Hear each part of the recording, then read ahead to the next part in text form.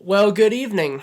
At least it is evening in my neck of the woods right now. My name is Levi McAllister, and I'm going to be your host on this week's edition of the Tell Me a Better Story podcast, which, although it doesn't exist at the time of my recording this, is where it will eventually end up. But for right now, it is unedited and unfiltered and for the Fraction Club members only. So, cheers to you. I'm drinking a vodka spiked homemade mango kombucha that Brandy and I have been making. Delicious. I know that y'all have been waiting for this episode for a little while, or since episodes don't technically exist yet, a breakdown and behind the scenes sort of commentary and run through about all of my thoughts for this second to last track on the Cataracts record that came out in February of 2018. I have hit play, or I've hit record on the camera a couple of times now, trying to get everything absolutely perfect for y'all. But I'm not sure why I'm doing that, because first of all, podcasts and vodcasts, maybe especially, are always edited before they kind of go out on the YouTube or whatever platform you happen to be on. And two, one of the ideas behind this whole early release for the Fraction Club thing is to give you just the raw and unedited and uncut versions of all of this stuff in the first place, because not everyone else gets that. So I'm going to just roll with it, and if I pause a couple of times or something like that happens, maybe it's for the sake of being able to cut in easily further on down the line, like that. I just spit all over myself. But regardless, I'm going to do my best to work my way through some of what this track is about. So to those of you who care, listen on in. And to those of you who have asked, and there have been many of you at this point in time, thanks for your interest. I mean, I know you're supporting me through the Fraction Club, but I also don't always assume that just because you like some of the stuff that I'm doing means that you're all that interested in hearing a bunch more about it. But here we are, and I appreciate it. So without further ado, let's talk a little bit about music first and foremost. I reached out to Alex about this track with a reference song that I fell in love with by the rapper and hip-hop artist POS from Minneapolis. He is a part of a label that he is a co-founder of called Doomtree, and I heard about him through a guy named Atmosphere, who is a rapper and owns a label called Rhymesayers. I think that I've got all of that close to correct anyway. I know what the names of the things are. I don't really know who owns what, but these are my assumptions that I'm putting out as factual. So POS got very sick.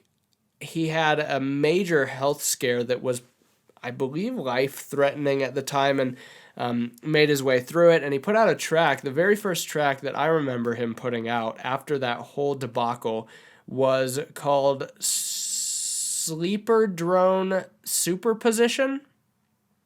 I'm almost positive that that's what it's titled. It's two very long compound words cut in half by a slash. And the song is super long, and it's very industrial, and it is very aggressive, and there are these amazing moments where almost everything but a kind of irregular beat drops out, and he's doing this amazing flow over the entire thing, and I just fell in love with it when it came out and kept on listening to it in the years that led up to what this record became with Alex Sugg, which was one of the most, no, not one of, what other things have I done like it? It was the most in the vein of what could maybe be considered hip-hop record that I've ever done. And so POS was one of the guys that I turned to for influence, and I handed it off to Alex, like, hey man, here you go. Your not musician friend asking you to make something of all of these random requests again. And I think that he did a wonderful job with it. It's not the same thing, but it's our own thing, and I didn't want to just be a total ripoff of this other artist in the first place. So I'm super excited about what Alex came up with for this track, and I think that he had a particularly challenging task Well, he always does, with a guy who doesn't know anything about music coming to him with a enormous narrative that he needs to somehow find the sounds to complement, because it's very backwards. Like, he's not coming to me with an aggressive hip hop track saying, okay, this is where you need to go with it. I'm coming to him with a bunch of words on a page and next to nothing else. So he did a wonderful job with it, especially for how long it is. He kept it interesting, in my opinion, the entire time. It's one of the songs that I think that I'm most proud of. And I will say this, though. I did at least one tour last year, if not two, performing this track specifically. And I was really excited about it, but I'll tell you what, it is hard for me to feel like I'm continuing to entertain people with a monologue that drones on the way that I end up feeling like it does when I'm on stage, getting self-conscious about whether or not other people are still enjoying themselves, because I'm still going on this breathless track that never ends. So I started to do some, at the end of last year, I was to the place of using a soundboard where I was able to manipulate some sounds or just turn them off entirely. So I ended up going about halfway through this track the way that it sounds on the record, and then eventually phasing all of the music out, and then turning the end of the set into a more kind of traditional spoken word, Levi the Poet kind of thing. And that ended up being a pretty good time. So the title, as far as the east is from the navel to the west. So there's obviously some scripture reference there, as far as the east is from the west. So far our fault's been removed from us, which is to say eternally separated from who we are. And that's such a nice and good and exciting thing to be able to be thankful for. I also wanted to pull in this parentheses, which includes the words navel to the. As far as the east is from the navel to the west. What this is a reference to is a Latin phrase, and I'm sure I'm going to kind of butcher it, but it goes like this: incurvatus ense. And what it means, in essence, is a curving or a bending inward on oneself, which is often the way that many theologians have described sin. A looking inward for whatever self-salvation project we think that we're able to accomplish in and of just who we are, without also, and maybe first and foremost, looking outward to the God who stands to save us. And so I really liked that idea. At the time that I first heard the phraseology, it was in the middle of a rant from a very angry pastor who was talking about all of the things that he deemed to be heretical in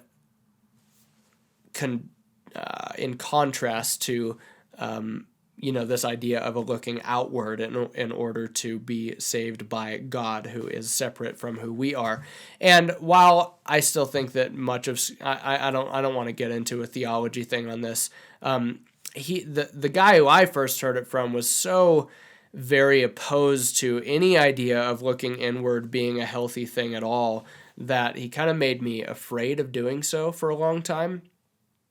And I've come a long way since the fear that was instilled in me in those moments. And so what I'm not trying to communicate through this title, at least anymore, is the same type of fear paid forward that folks shouldn't go on a sort of deep dive to understand themselves. I think that every single theologian who would hold to this idea of an outward source of salvation reaching down to save us would also agree with folks, even like Calvin, who talked about how we have to understand ourselves in order to know God, and to love ourselves in order to love God, as he has given his love to us and also indwells us. And eventually that indwelling has to mean something more than me constantly wondering which one is doing the acting at this point in time. Is it God or is it me? And what if it's me? And what if I ruin everything? And it becomes this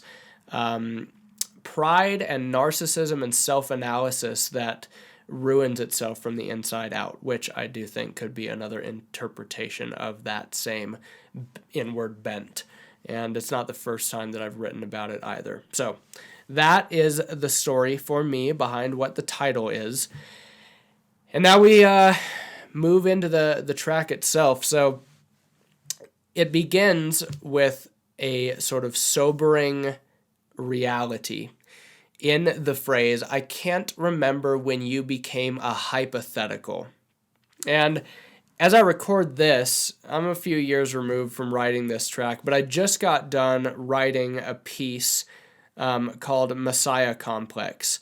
And I talked about the way that I feel as though our constant and incessant ongoing digital discourse about literally anything and everything, for me anyhow, had the effect of creating a type of unreality about everything that is currently or was the topic of conversation. So, I can't remember when you became a hypothetical. It's like, okay, well, I spent so much time in textbooks and trying to figure everything out that eventually it all became more analysis than relationship. Here at the start of what is a prayer in this song was more like, are you a thing? Are you a person? Are we in relationship to one another, or am I just constantly theorizing and hypothesizing about all of these abstract ideas that somehow keep me in line? So I can't remember when you became a hypothetical. I still talk to the sky and the black backs of my eyelids, but it's been some time since your son transitioned from person to proposition.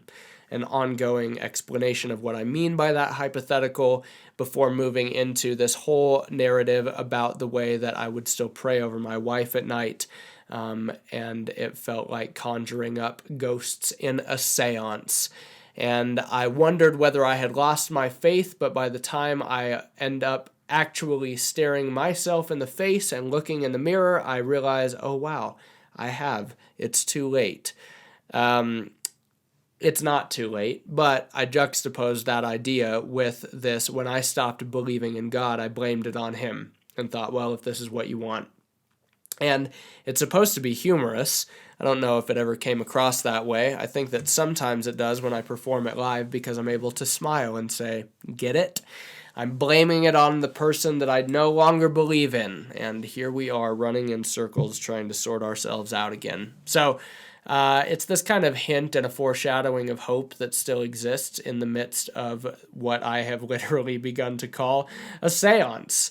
And it moves directly into one of the more difficult experiences that I have ever had in my life, but I think complements that sense of what's really going on and do I even know? So this experience happened a couple of months before my dad passed away, and we were on our way to the airport to try to get him to Southern California, where he would be able to be a part of a psychiatric hospital that he had been to in the past and that really helped him. He didn't make it to California that morning. He wrecked our car and made a huge scene in the airport and broke some display screens in the terminals, and the long and short of it is that we had to go. We had to leave. I called my pastors and asked if they would come and help me and pick him up and take him to somewhere other than the airport, where if we stayed for much longer, he would be arrested and things would have gotten much worse. And so at the time, the church that I was a part of was doing these things called demon trials, and they were, for lack of a better explanation, exorcisms of sort, although, not like a Hollywood exorcism, but nevertheless, they were an attempt to even saying it, communicate with and expel the demonic from a person. And so we all decided that might be helpful, and maybe my dad needed that. And so for the next 3 hours, he laid on the floor of the church offices across the street from the building where we attended each Sunday morning. And we all sat in this room and prayed over him and sang, not sang, but read Psalms. And I had pastors who had this sort of thing that they would go through in an effort to try to figure out what exactly was going on. And in hindsight, if I am completely honest with you, that has got to be one of the weirdest and strangest and I think most regrettable experiences that I have ever been a part of. I don't know at all what to do with it. But I know that at the end of the session, my dad was shaking so bad that everyone was afraid, and all he wanted to do was take his medication that he hadn't taken that day, because of the way that it began and some other things that for the time being I will leave unnamed. Nevertheless, it was a very confusing time that has only served to be more confusing since. And so these references to Heavenly Father, when the fathers tried to exorcise the demons from my father, he simply spoke back and asked for his medication. And I finally believed in the gift of tongues, which was truly just cynicism on my part. I thought of a jab that might work and wrote it into the track, if I'm completely honest. And these things about legions, there were these moments where it would be like, well, who am I communicating with? You, Mark, or something else? And how many of you am I communicating with? And the whole shebang. I can't touch my toes to the mirage. If the ground is a foundation, it is one evasive facade. I got lost, and the only way that I could talk to God was through profanity and absolutely nothing. And maybe that's what he was going for all along. So there are a couple of things happening here. I mean, moving out of that very strange and weird exorcism-ish experience. I can't touch my toes to the mirage. Where's my foundation? Where am I supposed to build this house? Upon what solid rock? But then there's a reference to a track that came out the year prior in Somalia. So I got lost, and the only way that I could talk to God was through your songs, is the way that it goes on the track. Was through your songs. I used to sing in tune, did you? So that's the introduction to the Somalia song that came out on the Ferment Debris EP. Here, it says, the only way that I could talk to God was through profanity and absolutely nothing. And let me tell you, there was a lot of profanity, and still often is, and a lot of silence. And I think the silence is what serves to be the most transformative, although I am extremely thankful, as I wrote into the dark night of the soul, that I love him for letting me hate him. And I've done plenty of hating. So we're tired of floating, tired of constantly examining motive, tired of the circle, tired of equating confirmation with affirmation, applause as a poor God. I've found those lines to be particularly resonant with people because I think to one degree or another we are all in search of this sort of validation and affirmation of our peers, and that has certainly been my experience and the source of so much fear in relation to doing this project and even doing a video like this. But I am very much trying to lean into those fears the more that I recognize them and feel as though I have the strength to, and I think that in the long run that kind of lean and the vulnerability that I hope comes from it will prove to be worthwhile and far more beneficial than all of the sarcasm I could throw at the wall. So it's dark inside of my stomach. Here is where the title and the incurvatus and se comes in descriptive ways. It's dark inside of my stomach, bent, shoving my head out the lower half of my back and collapsing beneath the weight of what it all looks like from here. I heard the fear. Heard the fear, and I know what it looks like. We are working it out. Isn't that a part of the process? Obviously a reference to the verse in Scripture about how we must work our own salvation out in fear and trembling. And then it moves into one of my favorite things that I've ever written. Personally, I have not forgotten your voice, and the only thing that it speaks is love, and I recognize that because that word never comes to me from me. Pardon me.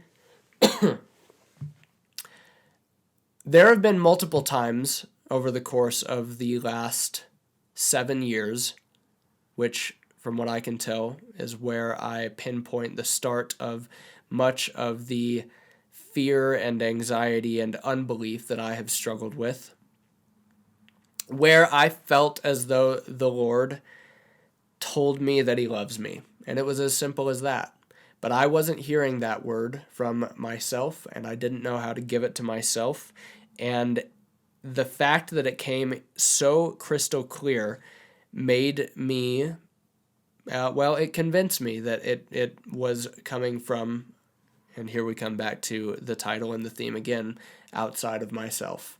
And eventually, I think that began to ingrain itself within me, and I'm very, very thankful for that. And I hope that in the times that I forget, you'll be able to remind me, and vice versa. But that line really was true to me on multiple occasions when I just felt like giving up. For every conclusion posited as a question. Now, this was also a little bit of a jab, but I don't think that folks would have known that. I don't think anybody could know that, but one of the things that really has messed with me theologically and in relationship to authority figures throughout the years was not so much Rob Bell's Velvet Elvis, but the way that John Piper dealt with him when he essentially took it upon himself to expel the man from evangelicalism. And at the time, I thought that the boot from evangelicalism was the boot from Christianity. I thought that it meant that you had lost your faith. I thought that it meant that you had lost your salvation. And one of the main critiques about Rob Bell's book was that he had posited his conclusions as questions in order to make them more sly and devilish and get into people's psyche. And it was this sort of fear-driven narrative about how dangerous this man had become. And whether or not, I can't speak on behalf of Rob Bell, but I just know for myself, one of the main things that I do is write a bunch of questions. And not all of them are conclusions. Some of them are genuine. And so, because that has played a major role in, again, some of the fear that I've dealt with, realizing, oh wow, I've got a lot of the same questions as old Rob. I wonder if I will get the boot from some authority figure or an audience who is currently supporting me, which makes it a little bit awkward when your livelihood is attached to your system of belief and whether or not you are remaining a safe person for folks to feel like they can put their trust in. And I've written a little bit more about that recently too. It's some of where the I want to be an artist and not a savior comes from. This unreasonable amount of weight that anyone with a microphone seems to wonder how to carry when it comes to others putting their hope in you suddenly. And it's a weird one to try to figure out how to deal with, but that's where that comes from. Am I losing you? Have you lost me? Is there such a thing? I have no interest in selling doves for the market. So I think that one of the main themes that I explored in Cataracts as a whole was that, like, would you be in our midst as a fellow worshiper or as a person who once again comes to turn over the tables in our temples, because I just see a lot of Christianity used as an adjective for a product, and that really frustrates me, and it's part of the reason that I get irritated by the idea of a Christian market in the first place. Now, some of that, I think, is an unreasonable and jaded perspective, because at the end of the day, it's not all bad. And very good and genuine people are trying to do very good and genuine things. And I know without a doubt that if it wasn't for the Christian market, there's absolutely no way that anyone would have ever listened to anything that I have ever done, because I still very much function inside of that world, and I'm extremely torn by and grateful for it all at the same time. So it's been an interesting thing, but I think at the end of the day, I would conclude by saying that this line specifically, well, I can explain it by the way that a friend of mine talks about how much 30 pieces of silver is worth. What are you willing to sell your soul for? And at what point in time have you slapped the label Christian onto something that does not at all represent what that word means for the sake of the coin that you are able to get back in return? Which is kind of a daunting question for any of us to ask. And then I just went into a little bit of, I mistook kingdom for empire. So I thought it meant domination. Salvation for rapture. I thought it meant escape. Grace for escape. There we are again. Take me away. Don't make me endure. And I think that that's the way that a lot of us grow up praying. Lord, deliver us from everything, as opposed to hold my hand through it and teach me how to learn. Mission for capture, which is a reference, I think, to a lot of the conversation surrounding colonialism. Mercy for license. What do we justify in the name of mercy that would be better left unacted, undone, and actually ends up being something a lot more like giving ourselves the license to do things that we ought not do.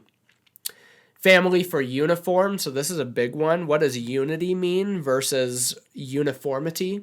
I've had to wrestle with that question in my church, in my family, in my marriage.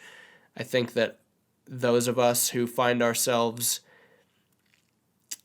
dissenting from a lot of what current political evangelicalism looks like have to ask ourselves, can we still call one another family even if we are not uniform in the way that we function? Are we still a united people? Gift for ode. What kind of entitlement do we actually function from? Cross for sword. Is this a sacrifice or a conquering? In some ways, it's both, but in my case, I would rather defer to the humility of Christ than feel as though I am somehow a king who can tear down at others with a word. It's all a shot across the bow. It's not fair to throw the whole body out. That's pretty self-explanatory. Keep pushing me down. Keep forgiving. New life is death, and they call it that for a reason. The birth canal is filthy and beautiful. You'll get out. I've never had more faith in that than now. This one I like a lot. New life is death, and they call it that for a reason. There's this idea that death has to precede death. A necessary dying must happen in order to truly live. It's this idea of the three boxes of life. One is a constructed box that was made for you. One is a deconstructed tearing down of all things that you knew. And one is a including and transcending those things in order to include, in order to reconstruct. And So we talk about new life as death, and they call it that for a reason. The birth canal is filthy and beautiful. Necessary. It is in some ways a reference back to the idea posed in Carl Sagan's smoking chair, which says that there is no bridge for bypassing crucifixion. We must go through it, but also on the other side of crucifixion is resurrection. I know it's torture. I know that you make it through. You don't believe it. You don't have to. This idea of being involved in a community that's able to support you and tell you the truth when you are lying to yourself, either intentionally or because of the nature of the brain that you have been given. It's kind of a hearkening to don't forget that there are voices on the outside of your head too, and they sound like the people who love you. I poured the concrete and deemed it determined from eternity past, as if that were justification enough for how harsh my love had become. A lot of this track in particular is a reflection upon just how arrogant and prideful and dogmatic I feel at this point in my life, as though I became when I knew everything, which is often the case for folks figuring themselves out, and I'm thankful for that point in time, but I will be the first to say at this point in time, I don't know everything, and I need a lot of grace. And I think probably at certain points in time, forgiveness for just how unjustly and harshly I spoke the truth like a clanging gong, as opposed to someone whose heart was filled with love and compassion toward others. There is a word for those who call evil good. For what it's worth, I've got a verse for that. A little bit of a knock on myself as much as anyone for justifying the harshness with, when folks are like, well, it's the truth. I'm just speaking the truth. Okay. I don't know what to do with the inconsistencies beyond an apology, acknowledging that cruciform certitude is easily abused. It's when we become conquistadors with that cross, killing others in the name of love. I don't know what to say. Say it. I don't know what to say. Say it. I've got nothing to say and no direction to give, and my friend said that's perfect. Tell it exactly how it is. I don't know what to say. Say it.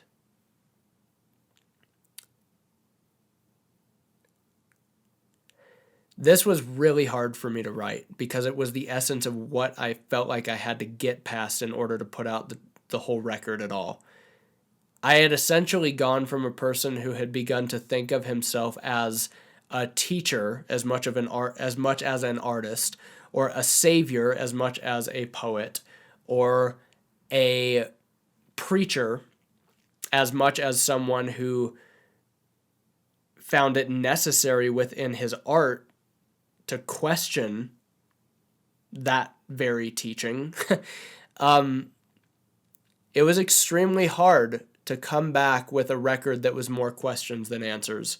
Seasons was like a manifesto for all of the answers that I in my smart self knew. And then Correspondence was a fiction, and I had my head very wrapped around what I needed that to be. And Cataracts was like, I know that what I have to say is that I don't know what to say. Because whether or not anyone else expects it of me, I have to free myself from feeling as though I have an answer other than whatever beauty that my art might give to folks to offer. I didn't have all of the correct theological answers at this point in time. I didn't have all of the broken down checklists to give to folks to improve their life. I had nothing for them or for myself. I didn't know what to say.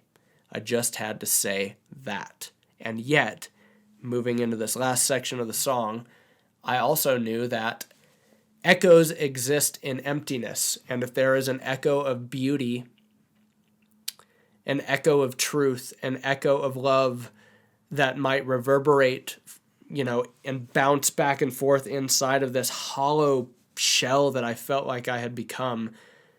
Perhaps others might be able to hear it too. And so I know that if the ghost that I all but gave up to his grave can leave it behind, I'm shaped exactly like the vacancy signs advertising spaces that still need residents. Fill me up. Make that no vacancy glow in the darkness. This is one of my favorite parts as well. I thought that God could only exist in sonnets and villanelles, but you should see their free form. I don't know what people did with this. I was scared of writing it like the rest of the record, so I should probably stop saying that now.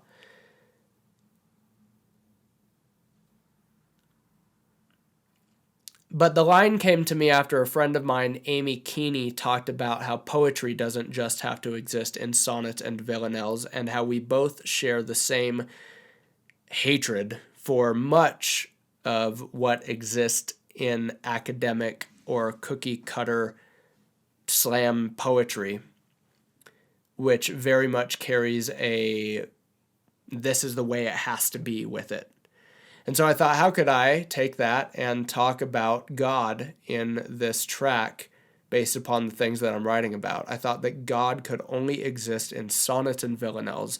I thought he could only be shaped the way that I had shaped him, boxed the way that I had boxed him, communicated the way that I had communicated him, thought of him the way that I had thought of him.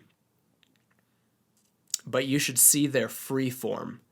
And when Amy and I were talking, she was communicating the way that she appreciated prose and out of the box and not burdened by stanzas or a particular number of what are they called? I'm doing a bad job of explaining this. She was talking about the way that she appreciated a person's ability to write creatively and write creative poetically outside of the way that she learned that it always had to be in school. And so I thought, I've started to see God be wild, which I said in The Dark Night of the Soul. You should see their free form. And I'm not really discussing a pluralism here. At this point in my life, I am not that. I do think that more mercy exists for folks who might be than I did before. But when I use the word there, you should see their free form in reference to one God above. I think here I would likely have been referring far more to the mystery of the Trinity, the triune 3-in-1, as a they in one than anything else. Nevertheless, I hope that my Jesus is bigger than all of my heresy, but before you agree, I hope that yours is too. And at the end of the day, maybe this is too much of a trump card, but it is very much the way that I feel about all of our infighting when it comes to religious and Christian conversation. I came from a tribe or a vein of Christianity that is so very reactionary from its core, from the day that Luther nailed the 95 Theses on the door of the church in response to all that he saw as wrong. And so it starts out there and reactionary. And I feel like so many of the blogs that are written or the sermons that come out are not just prescriptive, but restrictive. Like, here's what's going on here, and I need to be really mad about that thing, and I need to declare it heretical, and we throw that word around in so many unfortunate circumstances that just end up scaring the hell out of people. Or scaring the hell into people, I think is a lot more like it. That I just thought, you know what? A lot of things are shifting for me right now, but I still think that my eyes are set toward that cross, and I am not convinced that just because I don't think the same thing that you think, and vice versa, that either one of us has to condemn the other so quickly. I hope that my Jesus is bigger than all of my heresy, but before you agree, I hope that yours is too. What else do any of us have to defer to if we're right about anything other than the mercy of Jesus? Do you think that you know your heart? Do you think that at this point in time in our lives, we have a good grip on what is right and wrong inside of this crazy and chaotic world where we're just trying to do the best that we can and make sense of life according to the way that we see it? I don't. I think that things are far more colorful or gray, whichever one you want to use.